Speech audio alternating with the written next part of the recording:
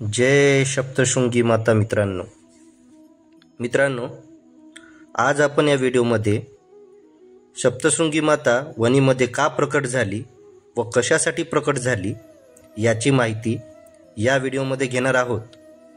त्यामुळे आपण या व्हिडिओला शेवटपर्यंत बघा.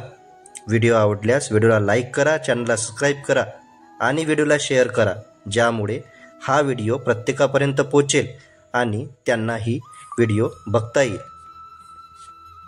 सप्तशृंगी देवी खानदेशी देवी म्हणून प्रसिद्ध आहे. विशेषतः चाळीसगाव, जळगाव, मालेगाव व धुळे या भागातून भाविक फार येतात. मंदिरात उच्चासनावर उभी असलेली देवीची मूर्ती 9 फूट उंच आहे. तिला 18 हात आहेत. ती पाषाण मूर्ती स्वयंभू आहे. पाणीदार नेत्र, सरळ पण किंचित कललेली मान, 18 हातात 18 विविध आयुधे असा देवीचा थाट आहे. 470 पायऱ्या चढल्याचे देवीच्या प्रसन्न दर्शनाने सार्थक होते. हात नतमस्तक होऊन आपोआप जोडले जातात. दर पौर्णिमेला व नवरात्रात येणाऱ्या भाविकांनी गड गडबजून जातो.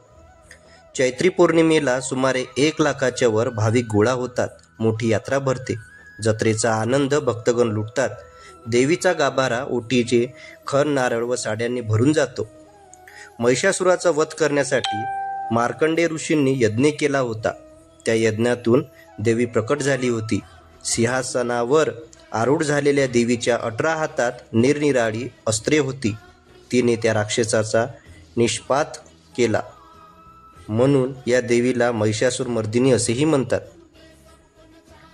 ध्वज महात्म चतुर्दशीला मध्यरात्री 12 वाजता भगवतीच्या देवळावर ध्वज फडकला की भाविकांची दर्शनासाठी रीघ लागते. ध्वज फडकवण्याचे काम कळवण तालुक्यातील एका गवळी घराण्याकडे आहे.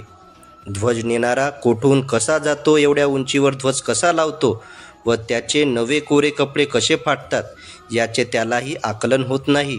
सप्तशृंगी मातेचा ध्वज नेहमी उत्तरेकडे फडकत असतो. स्वामी प्रकाशानंद सरस्वती यांनी धर्मशाळेसमोर बांधलेल्या होमकुंडात नवचंडी, शतचंडी आदी यज्ञ होतात. देवीसमोर भक्तांचा गोंधळ चालू असतो.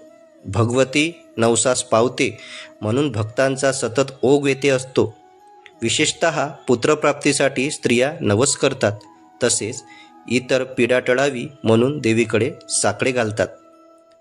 तर मित्रांनो, तुम्हाला ही माहिती कशी वाटली ती आम्हाला कमेंट करून नक्की सांगा. जय सप्तशृंगी माता.